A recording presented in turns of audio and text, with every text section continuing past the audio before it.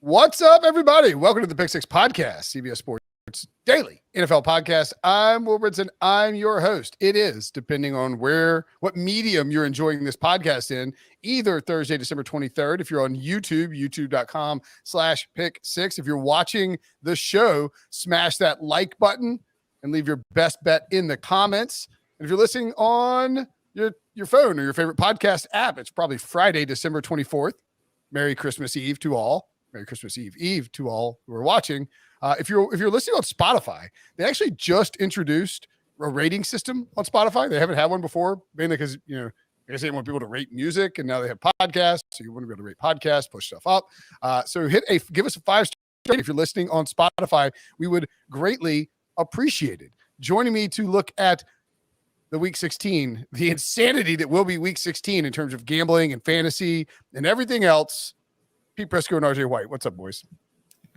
How you doing? What's up? Omicron is wreaking havoc on the National Football League. It is, Pete. It's good. And life. Actually, well, yeah, I don't know if I probably should talk about my Christmas situation changed because of a family member who caught COVID. Unfortunately, a vaccinated family member who caught COVID.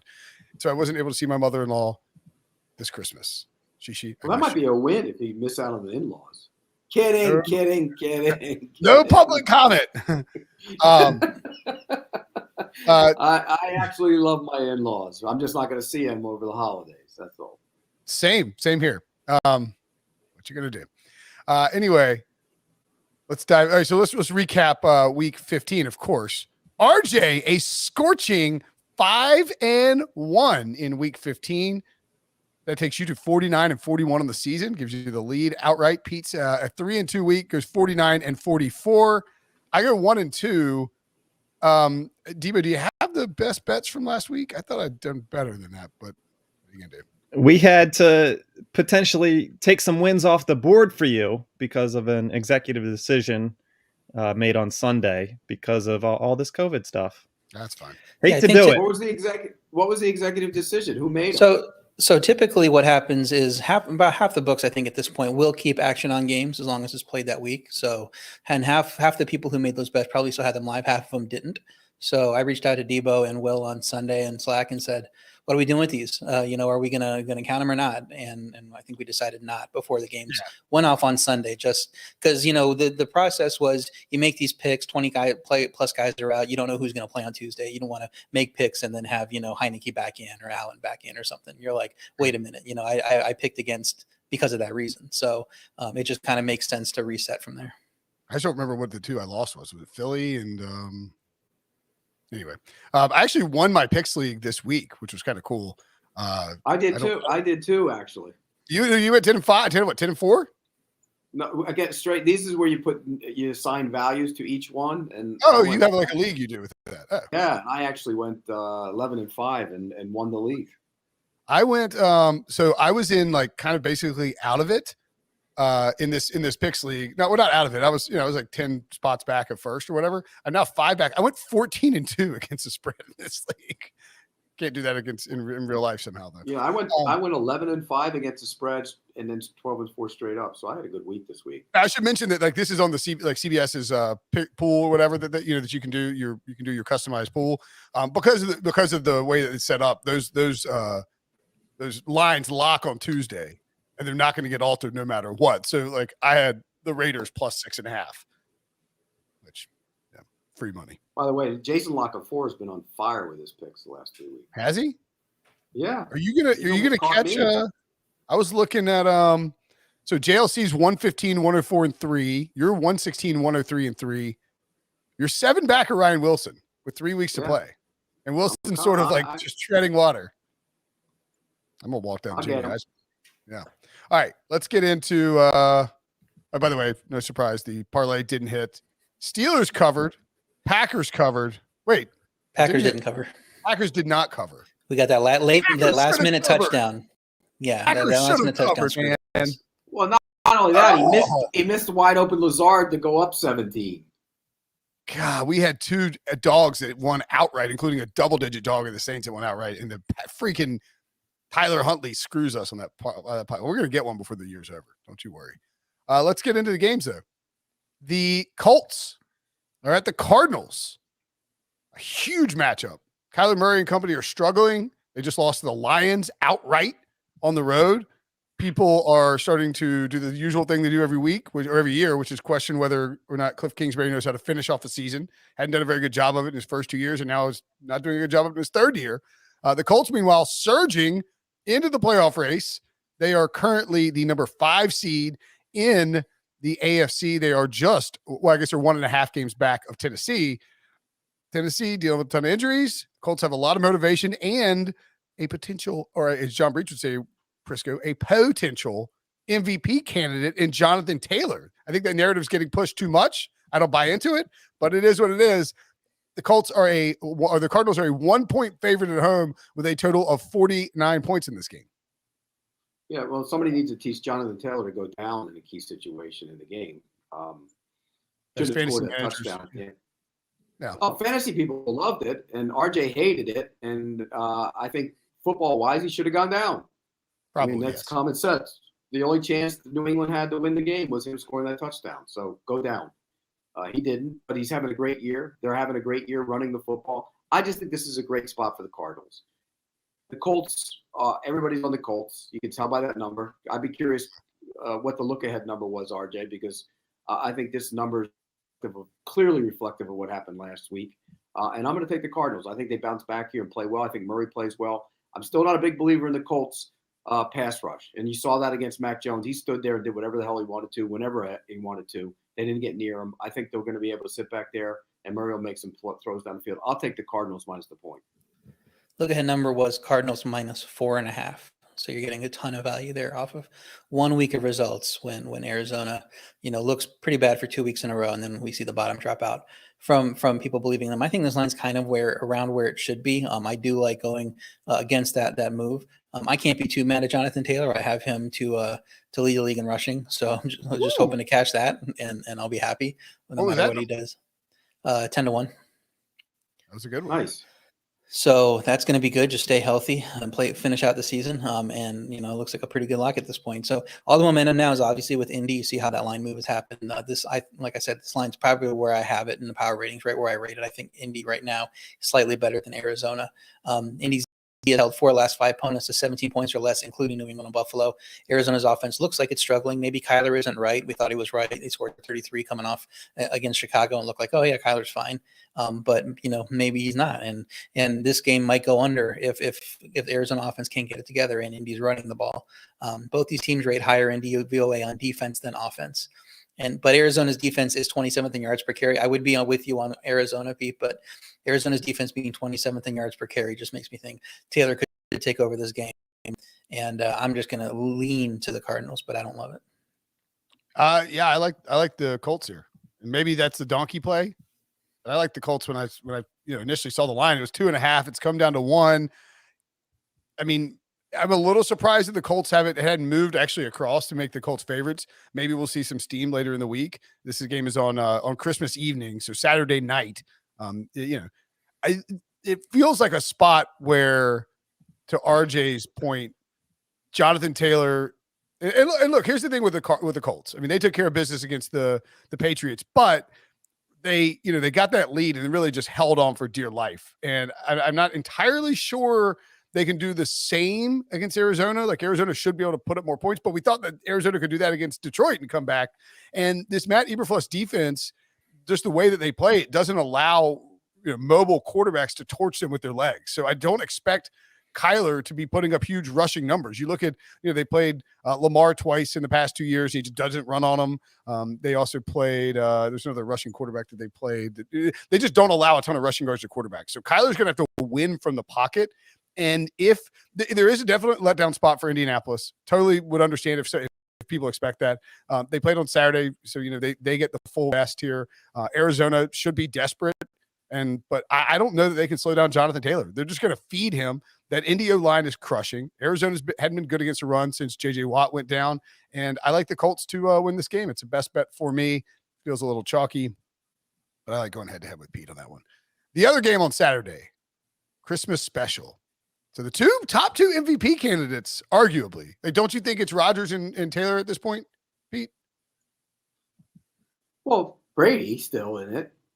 Okay. I mean, yeah. I mean, but I mean, how would you rate your It's how would you Rodgers rate right now. It's Rodgers right now. It's Rodgers right now for sure. But how would you rate your top 2 or top 3 MVP? Is it Rodgers, Taylor, What was Brady, it? or Probably Rodgers, Taylor, Brady. Maybe Okay, yeah. Rodgers, Brady, Taylor. It's close. Yeah. I mean, But Brady. right now, Rodgers is the MVP. Yeah.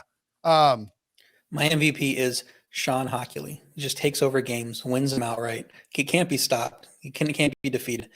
So whichever way he wants to win, he's going to win a game. So It's been a really bad. Nice. He earned that job.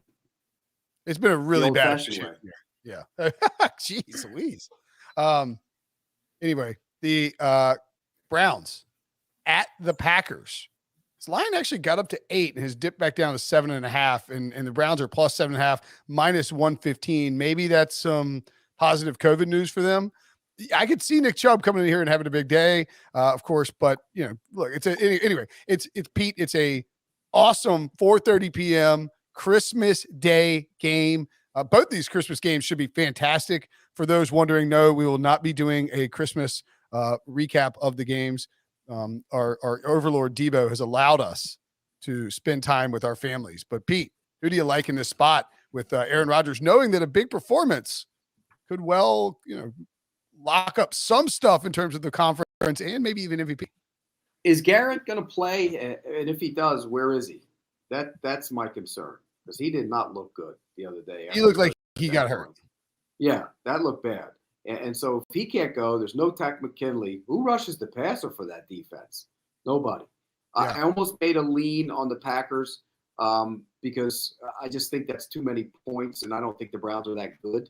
I know they can run the ball, but I don't think that they're going to be able to keep up and slow down Aaron Rodgers. So I almost made the Packers best bet. I kind of shied away from it because of the 7.5, but I could see where RJ did what he did. But I'm not going to – my lead is to the Packers. I just didn't make it a best bet. I'm the same way. I was going to be on the Packers too, but I do think we're going to get positive COVID news on Cleveland. Once we know their quarterback, it's going to come down probably, and you'll get Packers at a better value. So I didn't want to lock in 7.5. So what I did is tease them down to minus 1.5. When you do that, you're getting, like you said, MVP favorite, one of the best teams in the league, one of the best 2 or 3 teams in the league, the Packers, against an offense that just is not good in Cleveland. I don't care if Baker Mayfield is a quarterback or Nick Mullins or go sign Garrett Gilbert and bring him in this time. And just nobody on that team is scoring the points. Monday was 5th time in the last 7 games Cleveland failed to score more than 14 points. And Green Bay's defense has been pretty shaky lately, but this should be a manageable matchup at home with Cleveland's offense just not looking good against most teams. So I think Green Bay might only need 21 to 24 points to cover this, and I have to expect them to score that. So like I said, I would lay the 7.5, but the number is going to get better, I think, for us later in the week, and I will take Green Bay at that point. So I'm just teasing them to 1.5 right now.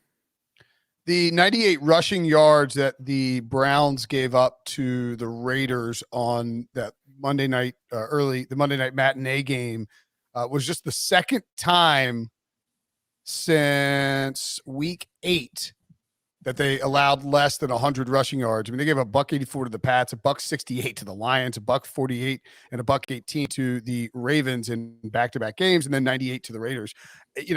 Aaron Jones and AJ Dillon are just 1A, 1B right now for the Packers. They're feeding them.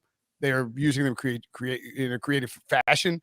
And Dillon, I know we all ripped him for drafting a running back in the 2nd round, but he looks great. I mean, he runs with authority. He runs with power downhill. There's a really good chance the Packers come out slinging in this game against, minimal pass rush or banged up pass rush. Aaron Rodgers gets them a lead, and they just lean into this ground game, and Cleveland's forced to become one-dimensional and throw the ball. And if that's the case, I just don't see how Cleveland can come back. The Packers defense will just hound whoever's playing quarterback. So unless the Browns can jump out to a lead and just lean on Nick Chubb, or the defense can keep it even, I think the Packers can just run away with this. The Baltimore backdoor comeback scares me a little bit on 7.5. I'm tempted to make it a best bet, but I would much rather have 7 or obviously 6.5, but I don't think it'll dip below a touchdown. Do you think it'll dip below a touchdown, RJ, if we get positive COVID news? Yeah, I think it might. I mean, if it's 7.5 now, we don't know who's playing quarterback. Is the 7.5 assuming that it's just going to be Baker? Because I think right now, if people see 7.5, they're going to bet it to 7, and there might be some momentum to take Cleveland if they start getting more people off. Landry's going to be out of his quarantine zone, I think, at some point. So you figure They people should get a lot of guys back, right? I mean, people think that that's where the half a point to have their number one receiver back, and then all of a sudden you're seeing Green Bay -6, -5.5. They were -5.5 against Baltimore last week, and Baltimore hadn't been playing any better than Cleveland, if we're being honest, heading into that game. So, I wouldn't be surprised if it gets around that same range. Okay. Yeah, I mean, I think that's what sort of my only holdup is. I don't want to go 7.5 and then end up getting, like it ends up close. Like if I saw a 6.5, I would pounce on that. Anything under a touchdown, I would love the Packers. So yeah, and as Debo says in the chat, smash that like button. Shout out Lucinda Murphy and all the other totally normal comments that people are making in here. Anyway, yeah, I mean, I like the Packers a lot. I'm not gonna make them a best bet because I think it'll get under. If it gets under 7, I'd rather take that.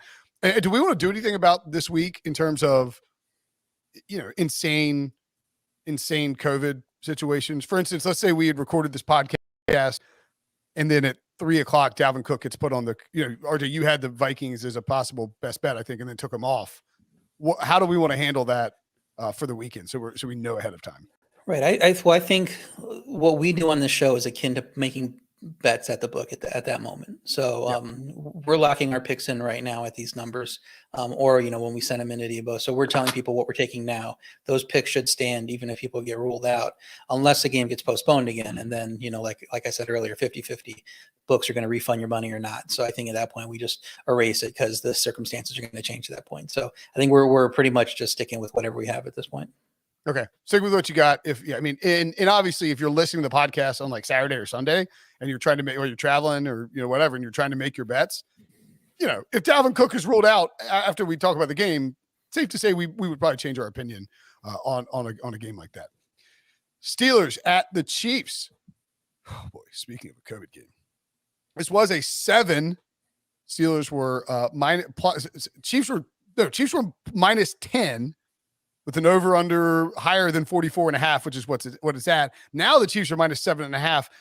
Travis Kelce and Tyreek Hill, both in the COVID protocols, don't know if they'll be able to get out. Harrison Butker, the Chiefs kicker, is out because he's not vaccinated. He won't be able to play in this game. I mean, to say the least, Pete, Tyreek Hill and Travis Kelce #matter to the spread and to this game. Up to actually, it matters to how they play. And this is a team that, look, the Steelers can't stop the run. The Chiefs don't run it. So it's not going to help them if they don't have, I just think that they just don't commit to it. And eventually they have to commit to it. This would be a game you'd think they commit to it. Well, I think that if that's the case, it'll be a lower scoring game. And I like the 7.5. I like the Steelers plus the points when those guys were in the game. It was 10.5. So I think Pittsburgh hangs around in this game. I think it's close, and I'm going to take the Steelers plus the 7.5. I could not disagree more. That Pittsburgh offense was ugly last week, and they got the game handed to them by those turnovers. They didn't have to do much.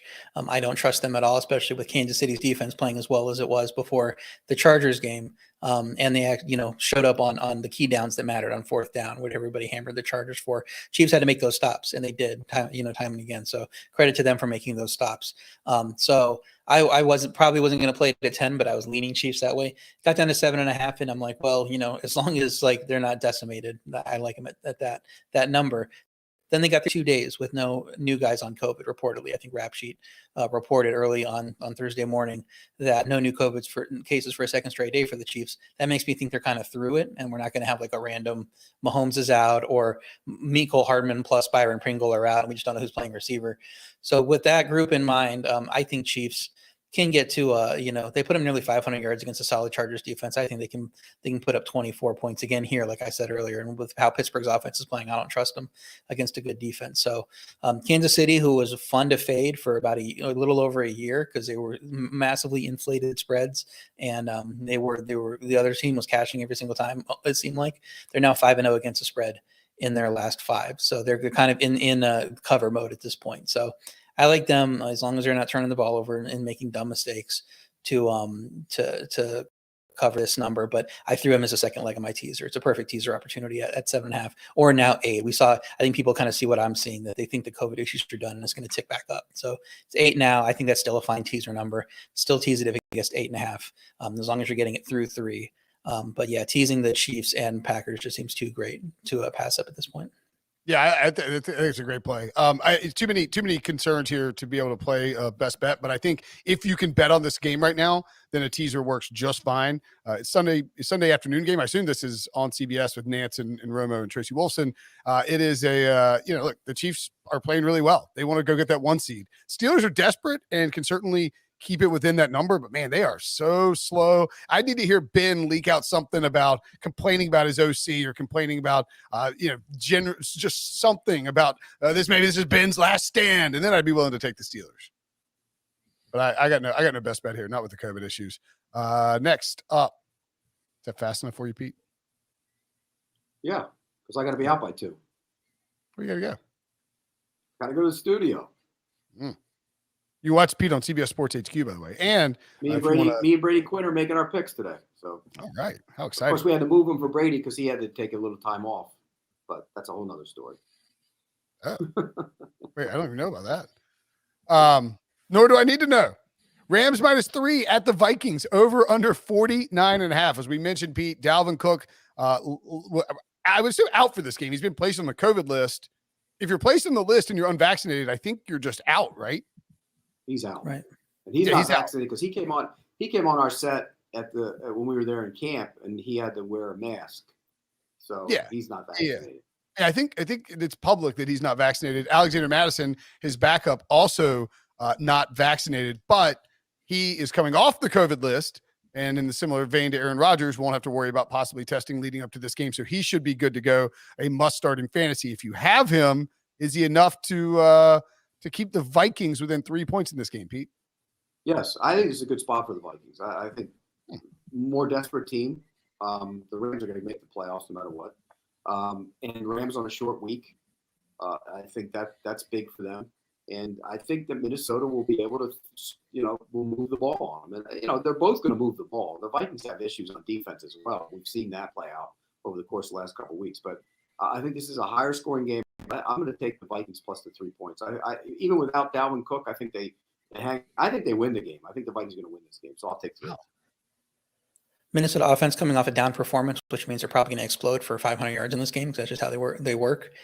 Minnesota's defense lucky to only give up 9 points last week, 370 plus yards allowed in each of their last 5 games. I think the Rams are the more talented team, but I would also go to Minnesota. I had them as a best bet before the Dalvin news broke because it's a spot play. I love fading the Rams coming off a postponed game. And, this is a 1 p.m. game that they're going to have to travel for on the road. So it's just a terrible spot for them.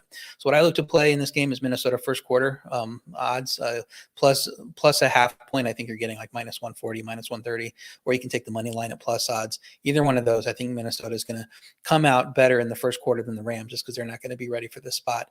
And then I took it out as a best bet for Minnesota +3 because I think the line's going to move with Cook out. And at +3.5, I play Minnesota.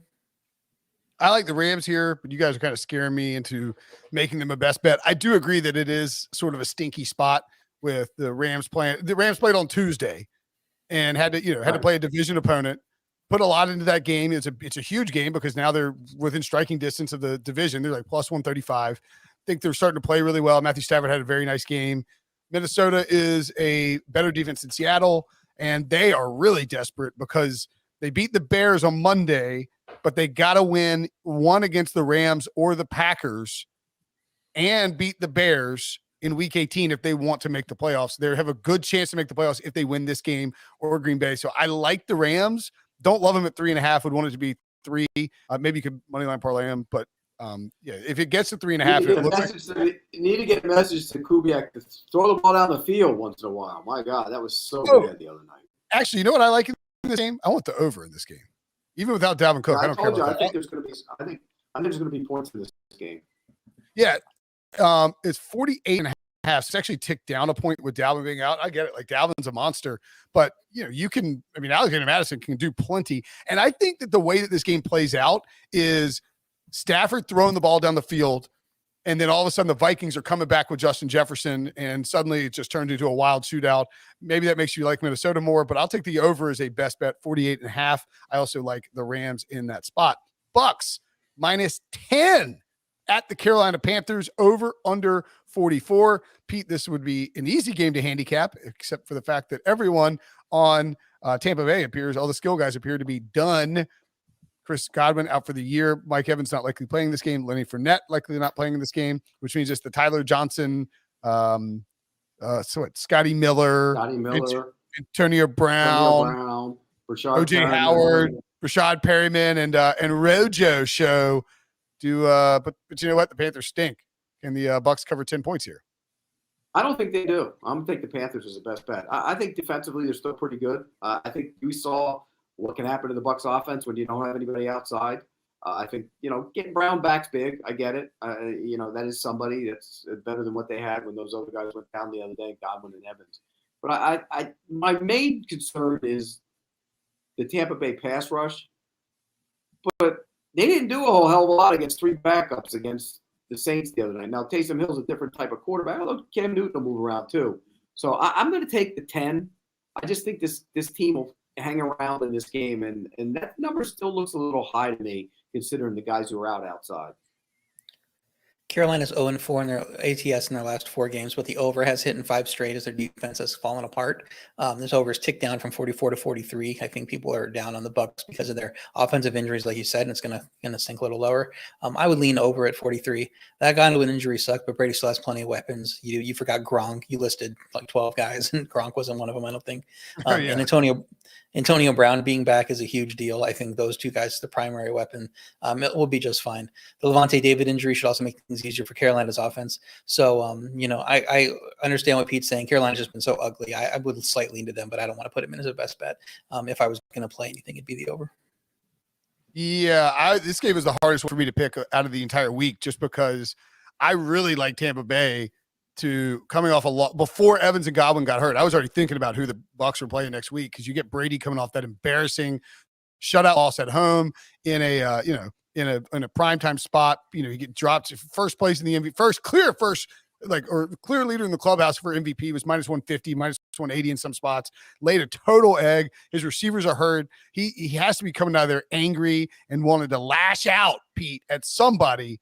And the Panthers were primed for lashing, but no Evans, no Godwin, and all those guys hurt, it does seem tough to pull off. The problem for the Panthers is that Bucs defensive line is going to get all over them. They say they're going to play some Sam Darnold, some Cam Newton, maybe some PJ Walker. They're a mess. The Panthers are a hot mess. I would lean towards Tampa Bay here, but it's a huge spread.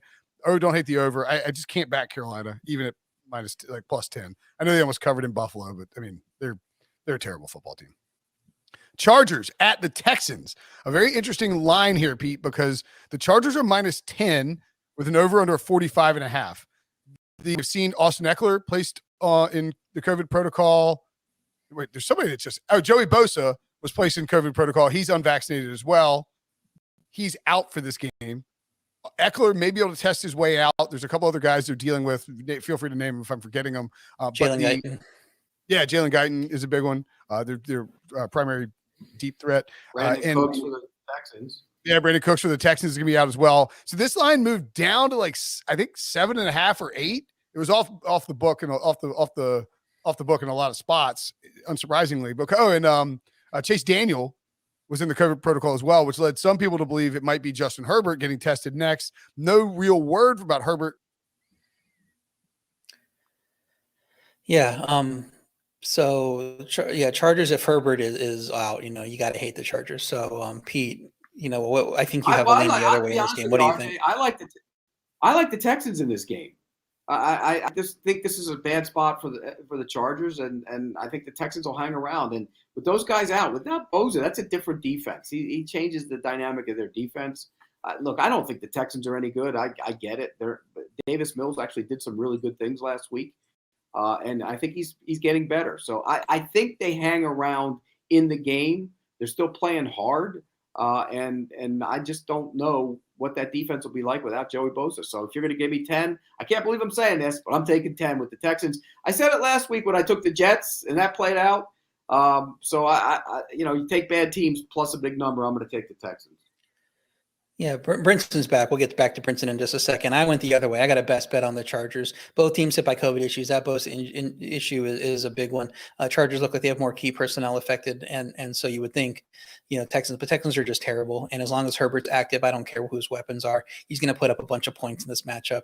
Houston's 30 points last week was pretty fake. They got that kick return touchdown. They got great field position over and over that they're probably not going to get here because I think Chargers are converting on those fourth downs where the Chiefs were not. So as long as the Chargers aren't decimated by COVID by Sunday and players are falling off left and right, I think they're a solid play. They got Rashawn Slater back. It's huge, at tackle with how well he's playing. So I initially shied away from it, but I'm like, what am I doing? Chargers are way better than Texans. They typically pay better on the road anyway. So I went ahead and laid it. Chargers 10 is the best bet for me. Yeah, nothing. You don't have to get back to me. I just had a Chrome crash. Either that or my mother-in-law heard me talking about her, and she's snuck up through. That's what it was. It probably was. Just looking at the Texans, the last, so they've won. I mean, I guess this is not. I'm not saying it's predictive or anything, but they've won 3 games now this year, which is actually kind of impressive by David Culley and co. In the following week after that, they lost by a touchdown or more. Once to the Browns, once to the Jets. I mean, the Chargers are a substantially better team than both of those teams, and you should see if Justin Herbert and Austin Eckler, or even maybe just need Justin Jackson. You get the full offensive line. Derwin James is questionable too.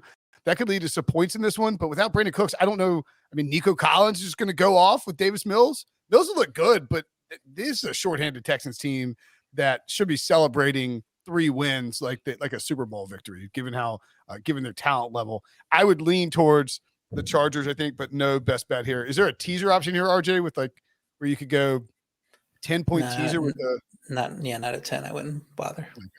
All right, cool. Moving along. Bills. If you want to do something like that, just throw them in a money line parlay with a couple other big favorites.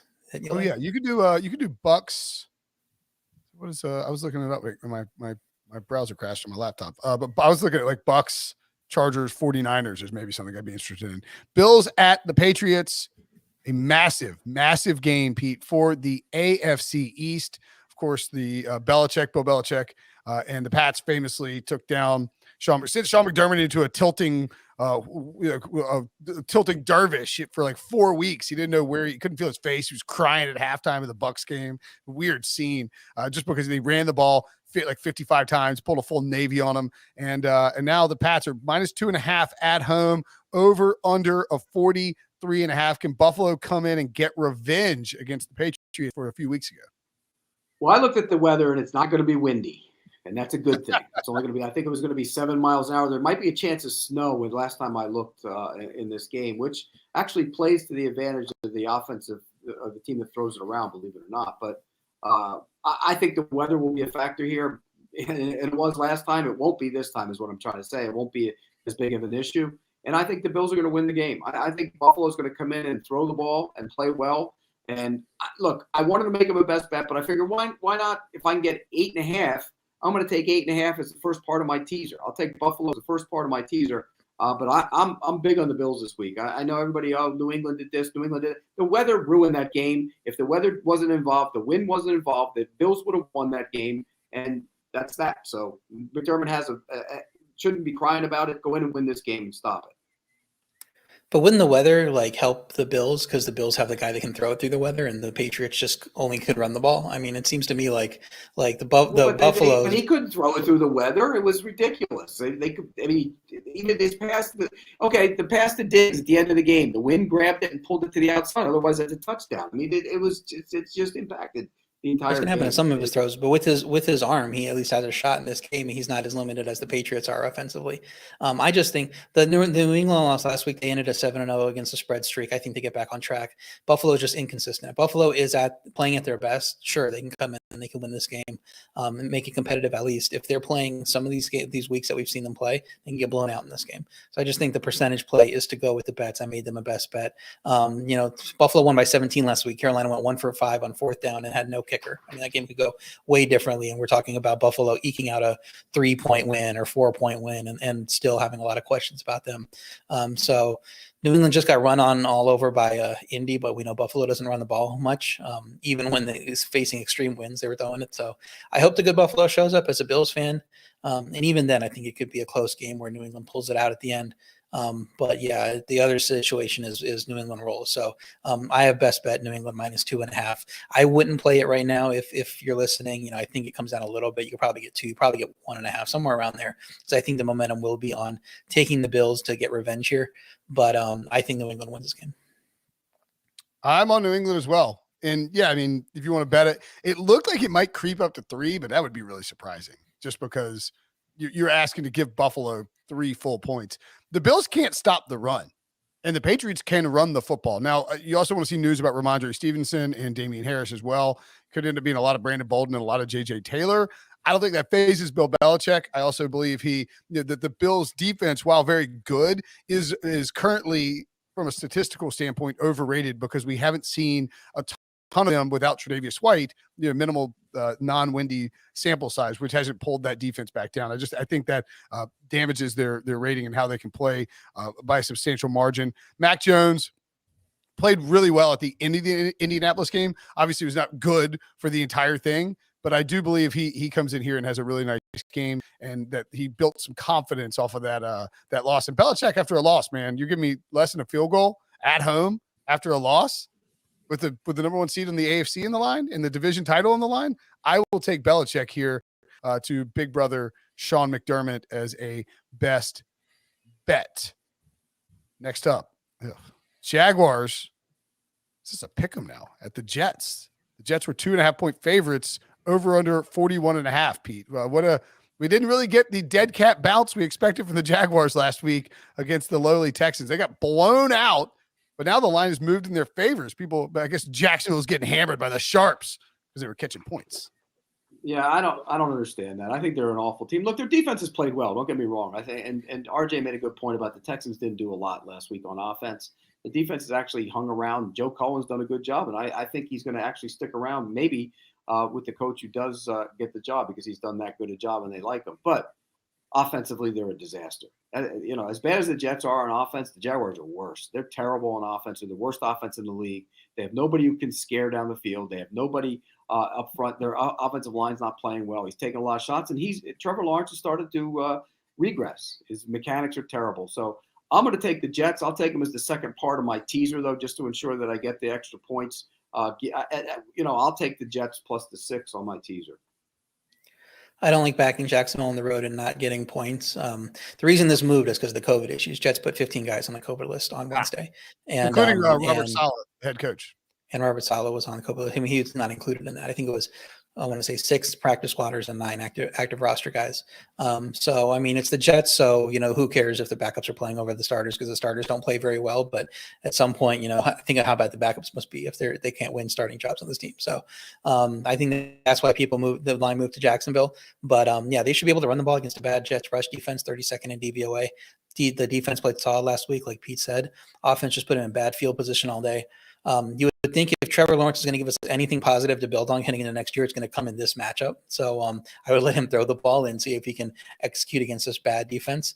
But now we're not even getting points backing Jacksonville, so I'm not going to put him in as the best bet. So I'm just leaning to Jacksonville right now. Yeah, I think when we made our picks, I went Jacksonville as well. At the time, we were getting 2.5. Don't bet on this game. Yeah. Just don't bet on this game. I'm sure it'll be a great game to watch because I'm assuming it's on CBS with Jaguars and Jets. Fantastic television, incredible theater, but don't bet on this game. When I saw 15 guys on the COVID list, I was like, oh my God, they're going to move this to Tuesday and really test our patience. Do we want NFL every week when it's Jaguars Jets on Tuesday? And it would still get good ratings. Right. It would still get ratings, and then I would bet on it. If it was like a Tuesday standalone game, I'd find something to bet on, first TD or something.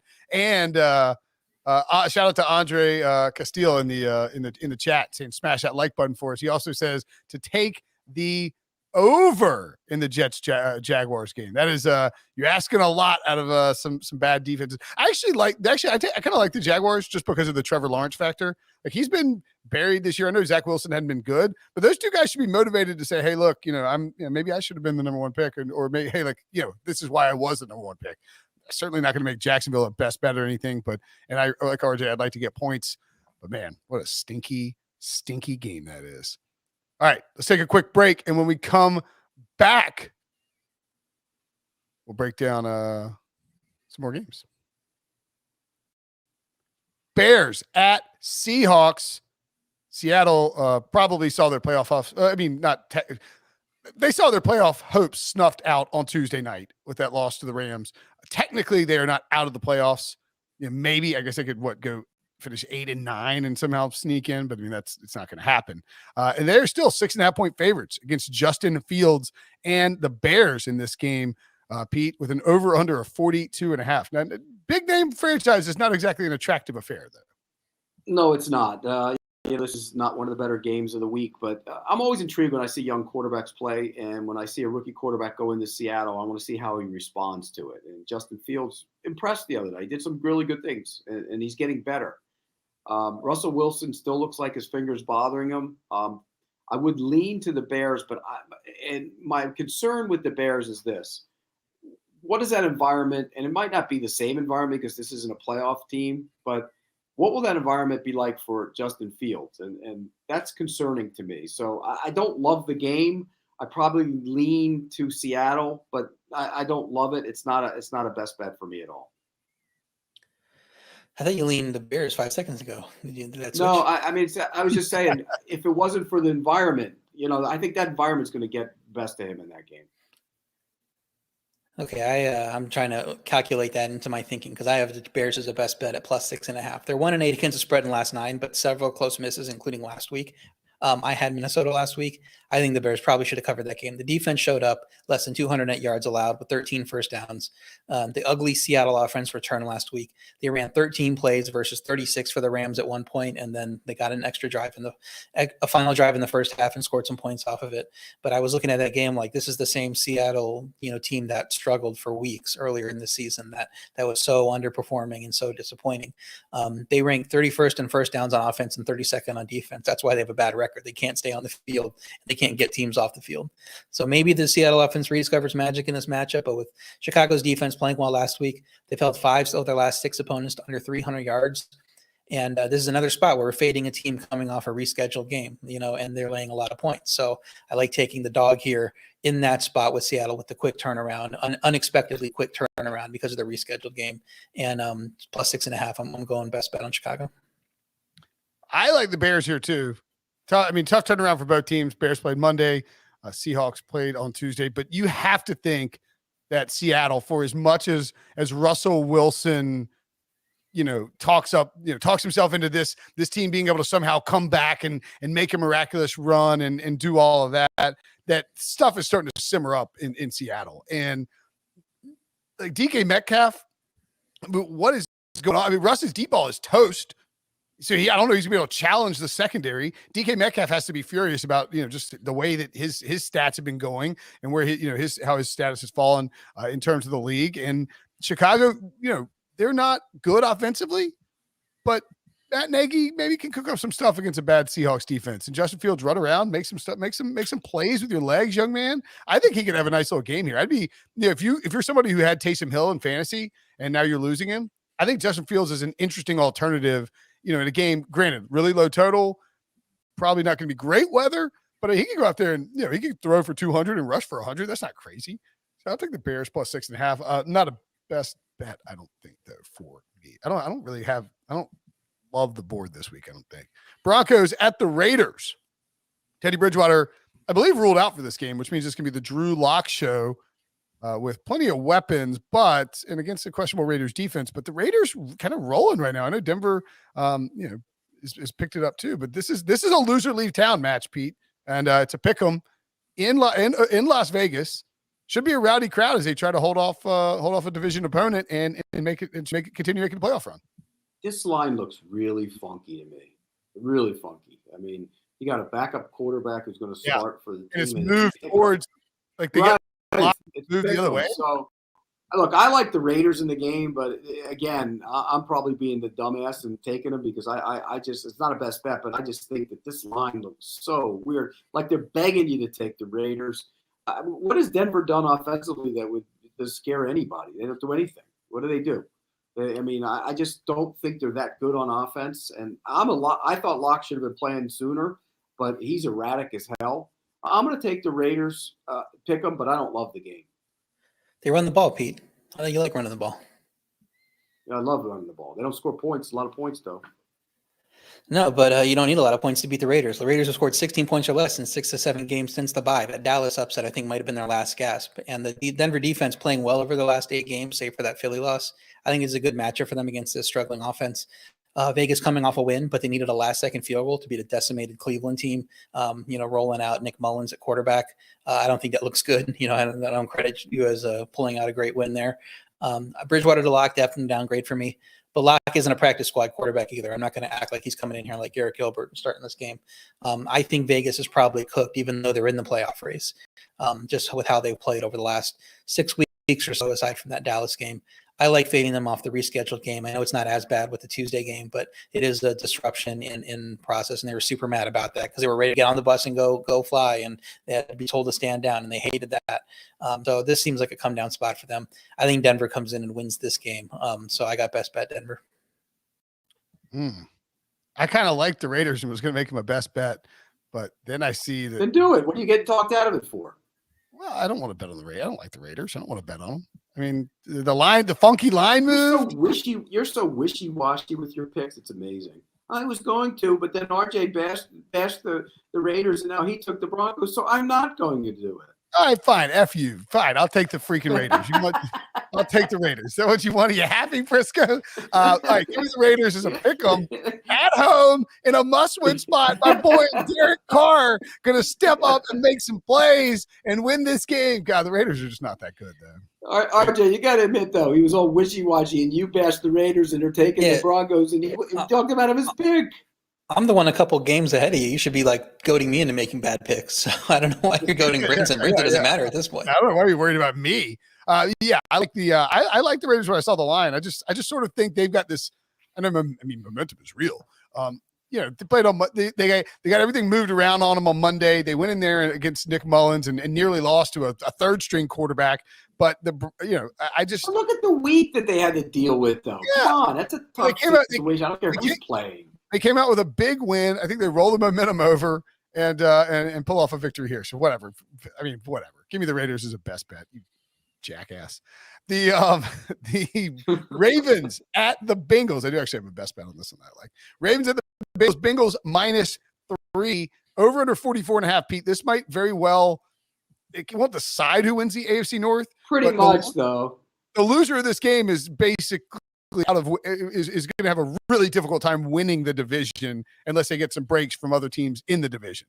Yeah, I think the Ravens go from if they win the game, they're 70% to 15 or something to win the division. It's amazing. Yeah. I love what the Bengals did to them last time. I thought they had a great plan. They attacked them. They played really well. And the Ravens who's starting at quarterback? Does it really matter? Because the other kid was fine. Lamar Jackson's better, but he wasn't playing very well.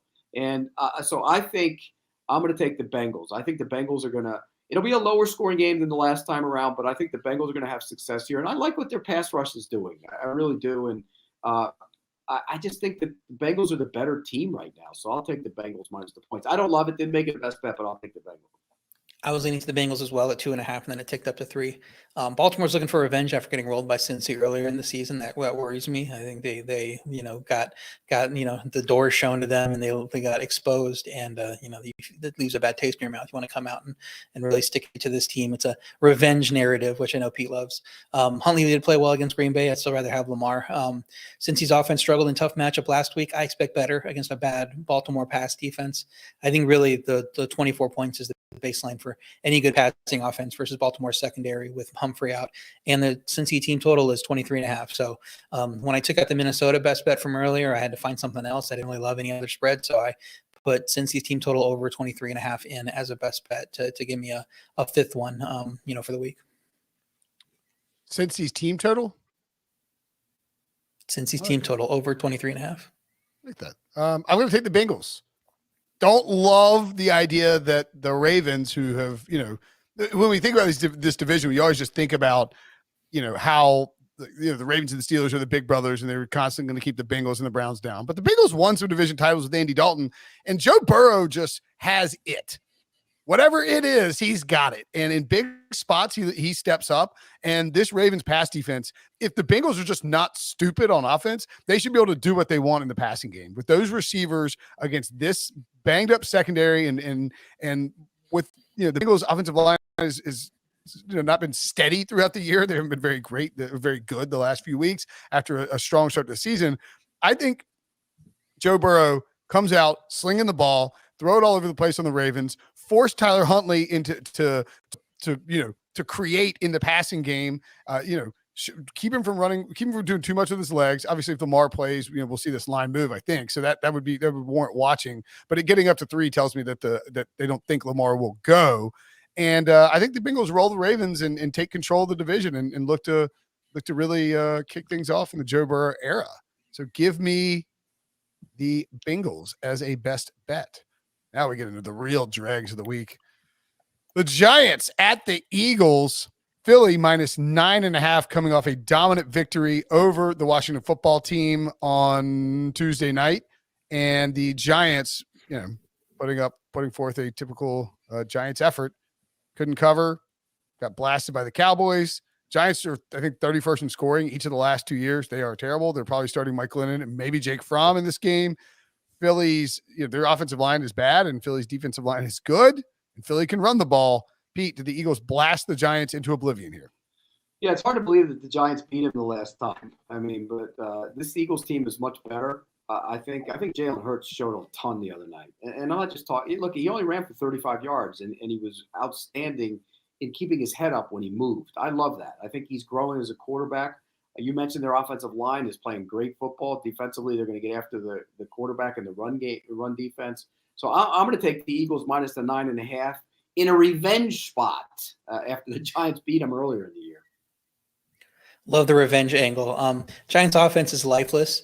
I think maybe Fromm gives him a little bit of a chance if he wins the quote unquote quarterback competition in the week that I think Joe Judd said he's holding, which, just give Fromm the reps. He needs as many reps as possible to get ready for this game. I don't know what you're doing there. The Giants defense ranks 28th in DVOA against the run. I'm not sure how they slow down the Philly offense. The under is 7-1 in the last 8 Giants games, so it might be worth going that route. The total looks really low at 40.5. But next week they're playing the Bears, and the look ahead is 37.5 for that game. It's Army Navy all over again for that game. This is Chicago, New York. So that's going to be must see football, I'm sure. So my gut says fade the Philly laying a ton of points coming off a postponed game with the coach out. He tested positive, so he's probably not going to be in there. All the lines are for the Giants, but Giants, I don't know how much they need working for them to look like they have a life in these games. So I'm just a lean on the Giants. I don't love them. I'm just happy that Pete's out here tossing out revenge games. That's what I'm here for. He spends enough time with this podcast with me. Finally, he just gets tricked into believing that revenge games are real. What's next? That you're going to tell me that Jake Fromm's going to try harder because he wants to win this quarterback competition? Draft running backs, top 10. That's your shtick. Then you're gonna name, you're gonna write, you're gonna. And kickers, here's one. Kickers are great. Yeah, love kickers. They're the best players on any team. Jonathan Taylor MVP. Is that what? That's your next move for running? Yeah, I just have to stink it up for you to do that. I would. I think I lean the Eagles here. If you end up, I guess you'd have to do a 7-point teaser to make it work. It's just not very. The Giants just can't score. And maybe they're a little bit better with Jake Fromm. I think he went like 4 or 4 or something. He got him to the red zone. It's hard. You can't do anything behind that offensive line. And that's also like the Fromm thing is, it's very different when you come in the middle of a game and you sort of, have the adrenaline and all that, and you're playing and they're down huge. You're playing against a Cowboys defense that is basically, decided the game is over. So of course you can move the ball a little bit easier. I mean, the Giants are terrible. It's Eagles or nothing for me. Probably lean a little bit to the under just because Philly will, if 40.5 is really low. I don't expect the Giants to score 14 points though. And if Philly gets a lead, they're going to just run the ball and put the Giants in a headlock. So I would lean under here. The quarterback situation, I don't think affects it that much for me. WFTs at the Cowboys. Cowboys minus 11 last we checked. Taylor Heineke out of COVID protocols, according to Washington, which means he will play over under 47. By the way, Washington fans who were complaining about Garrett Gilbert last week, what are you doing? What are we doing? What did you expect? I mean, come on. He wasn't that bad. No, He's fine. The defense is the problem. Yeah, the defense was bad. I mean, they couldn't stop the run. Better than Kyle Shermer, apparently. How bad do you have to be if you're the practice squad quarterback? And he knew the offense better, though. Remember, he was with those guys in the past. Well, I know he knows the system, but the guy that's in the building should know the offense that's been there for weeks. It's just the guy in the building isn't very good. Well, yeah. Why have him around? Have you seen him play? Did you see him play in college? He's not very good. Well, my thing is, what's the point then? If he's your practice squad quarterback and the scenario lines up where you need to have a quarterback and you're like, let me go find someone else, what's the point of having the guy in the building? Well, isn't his father coaching the league? Not for Washington.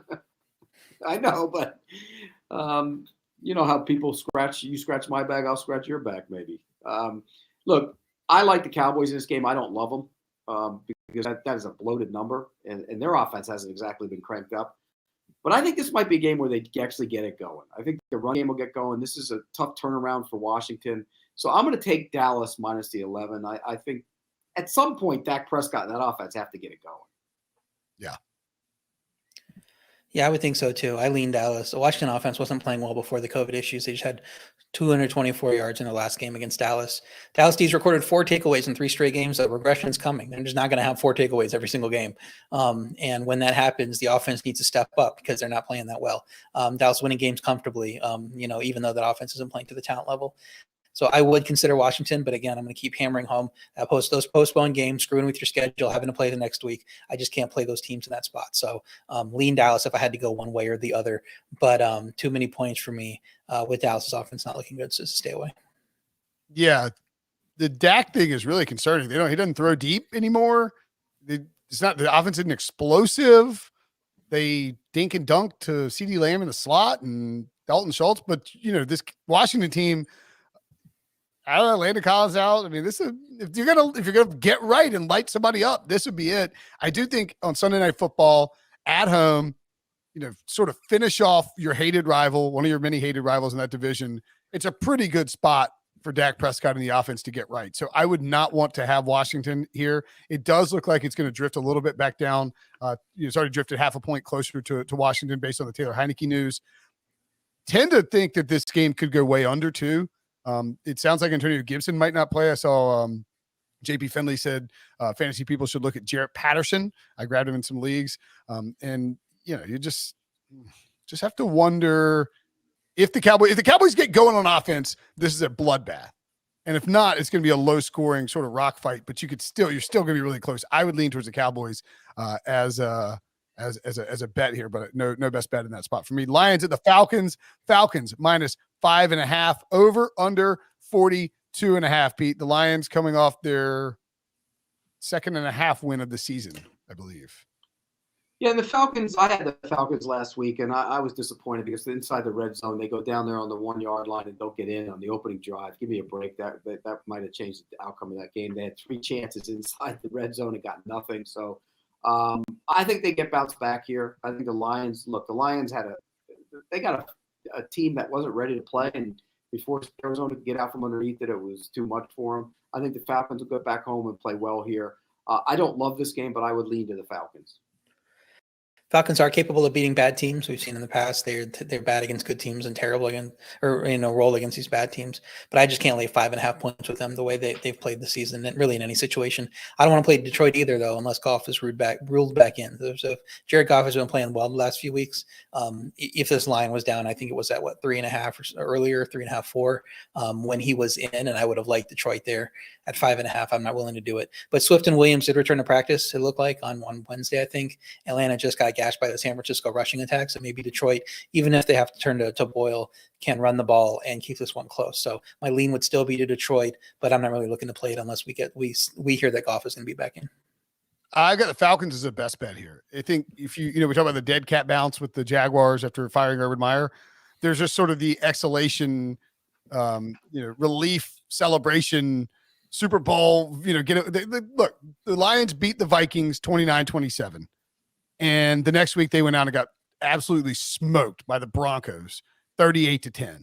They take care of business against the Cardinals, get to 2-11-1. They should be thrilled that that like they've got the 2 wins. I mean, Dan Campbell and David Culley, I don't know if I think Dan Campbell got another year at least for sure because of the way that that team sort of rallied around him. But I mean, those guys getting the wins that they've got with these rosters is incredible. They're terrible football teams. Atlanta has a penchant this season so far for beating up on bad football teams to find their way to 6 wins, and then getting crushed by good football teams. Their wins are against the Giants, the Jets, the Dolphins before the Dolphins realized that they were supposed to be good. Saints, which is a weird one, but a division rival, the Jaguars and the Panthers. These are teams just like the Lions. The Falcons are not good, but they're better than really, really bad. And they will beat the Lions handily in this spot. Cordell Patterson bounced back after he ruined everybody's fantasy weeks last year with some pretty obvious regression. So give me the Falcons as a best bet. Dolphins at the Saints, Monday Night Football. Almost impossible to handicap this one. Although I guess, do we know that Taysom Hill and Ian Book's? They said Ian Book's starting. So Ian Book's starting for the Saints. They said. The Saints were -3. Are we picking this? So the Saints got an upgrade in their passing game. Well, up high, down hard.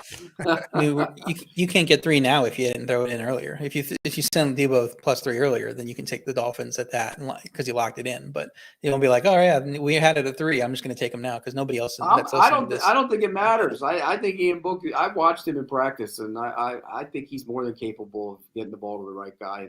And I think they'll be fine. I think it's going to be a really low-scoring game. 38.5 too. Yeah, the total reflects that. Yeah, the Saints defense will win the game for them, just like they did the other night. The offense didn't do anything. The Saints defense won the game. They'll win this game for them. It's a big mismatch. The defensive front, which has come alive. By the way, getting Davenport back healthy again really changes that. Onyemata changes the dynamic of that front. I think they get all over to. I'll take the Saints minus the points. Yeah, I'm seeing Miami at -1.5 right now. So I mean, in context, you probably like the Saints +1.5, and it sounds like pretty good teaser team too to get it up through 3 and 7 if that's the number you're seeing and you like the Saints. I don't really love either side of this game. Miami's won 6 straight. They got to play 5 of those games at home. They just get to sit at home for whatever reason, and the NFL doesn't make them go on the road. They had to go to the Jets, so their one road game was against the rough and tumble Jets, who everybody goes in and beats. So the defense has been excellent during the hot stretch. Got to face a lot of bad offenses at home. Miami's run game got going last week. That's not going to happen against New Orleans, number 1 in the league in yards per rush allowed. New Orleans probably due for a letdown after the Tampa Bay shutout. But now with Book in, not knowing what to expect from him, I agree that there's probably going to be value playing back the Saints at some point. I'm not sure if it is at 1.5. So I'm do we have 1.5? Do we have 1.5 as our number then? Yeah, I think take it at 1.5 because when we're recording this in the. And I'm going to put the Saints in as the best bet then. Add that to my list. We're talking about Saints +1.5, right? Correct. Yeah. Correct. Yeah. Okay. Yeah. Go ahead. Sorry. Yeah. Pete. All right. So add Pete. We'll add Pete. Pete best bet Saints. All right. Go ahead, RJ. No, I'm done. I think people listening to it are going to see 1.5. I'm seeing it at a few books right now. And it looks like it's not quite up yet at Caesars, but when they put it up, I'm assuming they're going to be close to that. And it'll probably inflate because people will see Ian Book and they'll take the money. So probably even get a better number, if you wait a little bit, but I would probably lean to the Saints after that number inflates a little bit more. Yeah. I really like the Saints before. And I mean, I'll keep him as a best bet at +1.5. Sean Payton, better matchup than Brian Flores. Dennis Allen is coaching his ass off right now with that defensive unit and is probably going to get a head coaching look, and deservedly so. Like him and Todd Bowles are the same thing. I was arguing the other day. They took jobs with bad organizations, the Raiders and the Jets. It busted out on them, and they deserve another shot. And so Dennis Allen with the head coaching win last week, as the filling in for Sean Payton, that's enormous. And they shut out Tom Brady and the Bucs.